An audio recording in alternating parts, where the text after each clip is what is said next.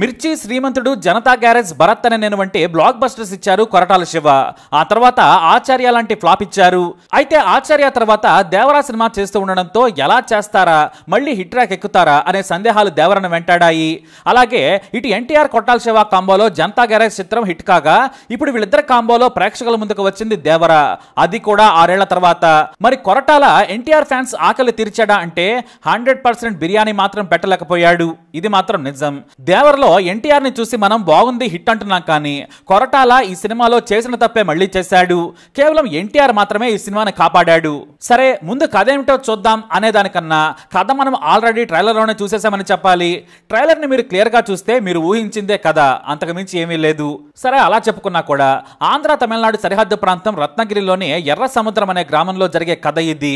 కొండపై ఉండే 4 గ్రామాల సమూహమే ఈ ఎర్ర సముద్రం. అక్కడ దేవరతో పాటు భైరవ, రాయప్ప, కుంజర ఒక్కో గ్రామానికి ఒక్కో పెద్దగా ఉంటారు. సముద్రం గుండా దొంగ సరుకుని అధికారుల కంటపడకుండా తీసుకొచ్చి విలన్స్ కి ఇవ్వడం వీళ్ల పని. అయితే దానివల్ల జరిగే నష్టం గ్రహించి ఇకపై అలాంటి దొంగతనం చేయొద్దని దేవర ఫిక్స్ అయిపోతాడు. దేవర మాట కాదని భైరవతో పాటు మరో గ్రామ ప్రజలు సముద్రం ఎక్కేందుకు సిద్ధమవ్వగా దేవర వాళ్లకు తీవ్రమైన భయాన్ని చూపిస్తాడు. దీంతో దేవరను చంపేయాలని భైరవ్ ప్లాన్ చేస్తాడు. మరి ఆ ప్లాన్ వర్కౌట్ అయిందా? ఎర్ర సముద్రం ప్రజలు సముద్రం ఎక్కి దొంగ సరుకు తీసుకురాకుండా ఉండేందుకు దేవర తీసుకున్న కీలక నిర్ణయం ఏంటి? అతని కొడుకు వర అంటే చిన్న ఎన్టీఆర్ ఎందుకు భయస్థుడిగా మారాడు? దేవర కనుమరుగయ్యాక కూడా సముద్రం ఎక్కేందుకు ప్రయత్నిస్తున్న భైరవ మనుషులను చంపేస్తుంది ఎవరు? హీరోయిన్ కథ ఏంటి? గ్యాంగ్స్టర్ యతితో దేవర కథకు సంబంధం ఏంటి అనేది మెయిన్ స్టోరీ. ఇప్పుడు ఈ లేని వరకు మీరు విని మళ్ళీ ట్రైలర్ చూసినా కూడా సినిమా మీకు క్లియర్ గా అర్థమవుతుంది. సరే, అసలు ఇక సినిమా ఎలా ఉందో చూద్దాం. ఫస్ట్ అసలు మన దరిద్రం ఏంటంటే ఒక్కో సినిమాని డైరెక్టర్ 2 పార్ట్స్ తీయాలనుకోవటమే. ఒక పార్ట్ తో కంప్లీట్ అయ్యే వాటిని కూడా 2 పార్ట్లు తీస్తున్నారు. కొన్ని సినిమాలంటే ఓకే, అసలు కథ లేకుండా ఫస్ట్ పార్ట్ లో ఓన్లీ ట్రైలర్ మాత్రమే చూపించినట్టుగా ఒక పార్ట్ తీసి అవతల పారేస్తున్నారు. ఈ దేవర కూడా ఒక పార్ట్ గా మొదలు పెట్టారు కొరటాల శివ. మొదట్లో కథ రాసినప్పుడు 3 గంటల నిడివితో సినిమా కంప్లీట్ చేయాలనుకోగా 2 పార్ట్లు కలిపి 9 గంటల నిడివి రావడంతో దేవరను 2 పార్ట్స్ గా విడగొట్టారు కొరటాల. సరే, బానే ఉంది. కొరటాల గారు, అసలు మీరు ఏం చూపించారు? ఏమైనా క్లారిటీ ఉందా మీకు? మీ మొదటి 3 గంటలు ఇదేనా? ఫస్ట్ హాఫ్ బాగుందా అంటే బాగుంది, అది కూడా ఎన్టీఆర్ వల్ల. కానీ అర్ధాంతరంగా దేవర క్యారెక్టర్ ని ఎండ్ చేసేశారు. సరే, అదేమంటే పార్ట్ 2 లో మళ్ళీ కనిపిస్తారు. సరే, మరి మళ్ళీ ఫ్రెష్ గా సెకండ్ హాఫ్ స్టార్ట్ చేశారు.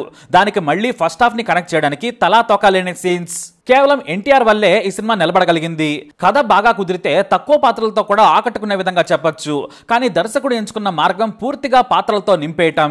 ఈ కథకి అనేసి పాత్రలు ఎందుకో కూడా అర్థం కాదు. అసలు 4 ఊళ్ళు అని పెట్టుకోవడం ఎందుకు?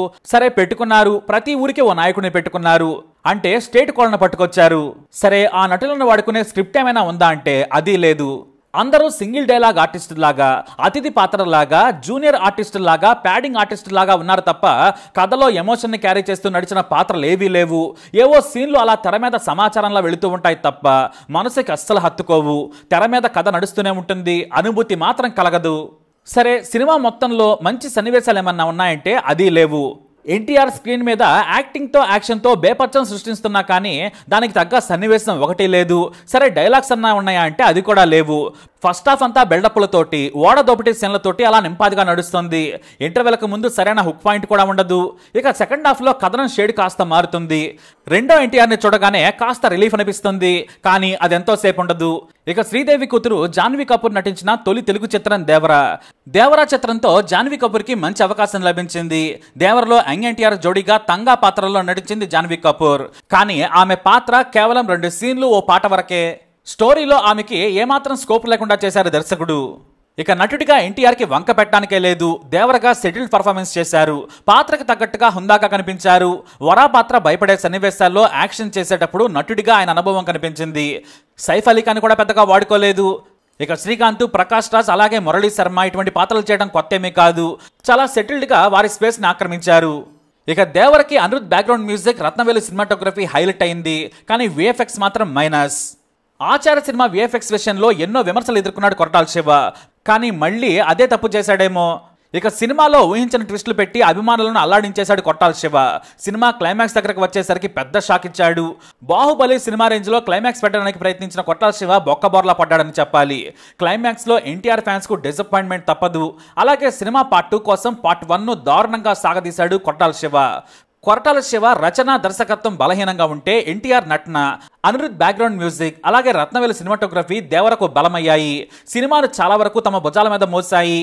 యాక్షన్ సన్నివేశాలకు రత్నవేలు పిక్చరైజేషన్ హైలైట్. అందమైన పెయింటింగ్ అన్నట్టుగా సినిమాని మలిచారు రత్నవేలు. అయితే ఇక్కడ కొరటాల శివ సీన్ కంటే కూడా అనిరుద్ బ్యాక్గ్రౌండ్ మ్యూజిక్ హైలైట్ అయింది. అది కూడా లేకపోతే సినిమా తేలిపోయేది. నిర్మాణ విలువలు ఉన్నంత స్థాయిలో బానే ఉన్నాయి. అండర్ వాటర్ సీన్ల కోసమే భారీగా ఖర్చు చేశారు. ఓవరాల్ గా మరీ బేపత్సం కాదు, కానీ ఎన్టీఆర్ కోసం ఈజీగా ఒకసారి చూసేలా ఉంది సినిమా. కొరటాల శివ ఎన్టీఆర్ల హైప్ గుర్తుపెట్టుకుని థియేటర్స్కి వెళ్తే మాత్రం ఫస్ట్ హాఫ్ ఆ హైప్ ను కొంచెం మ్యాచ్ చేసిన, సెకండ్ హాఫ్ మాత్రం అంచనాలను అందుకోలేదు. కానీ ఒకటి మాత్రం నిజం, ఎన్టీఆర్ మాత్రం మిమ్మల్ని పర్ఫెక్ట్ గా సాటిస్ఫై చేస్తారు. మొత్తానికి ఇది కొరటాల దేవర కాదు, ఎన్టీఆర్ దేవర. మరి దేవరపై మీ అభిప్రాయాన్ని కమెంట్ ద్వారా తెలియజేయండి. ఈ వీడియో అప్డేట్స్ కోసం మై ఛానల్ ఫాలో అవ్వండి, అలాగే తప్పకుండా సబ్స్క్రైబ్ చేసుకోండి.